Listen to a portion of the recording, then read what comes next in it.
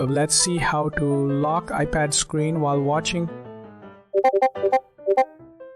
In the first step, open Settings, then go to Accessibility.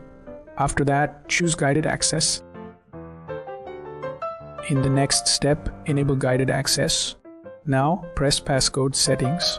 After that, create a passcode. In the next step, launch the video or app you wish to view. Later, press the side or home button 3 times. Later, tap Start to turn on Guided Access.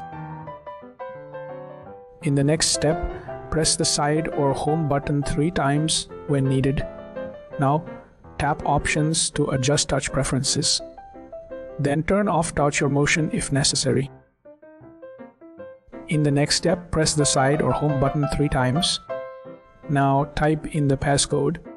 Next, tap into Disable Guided Access. You are good to go.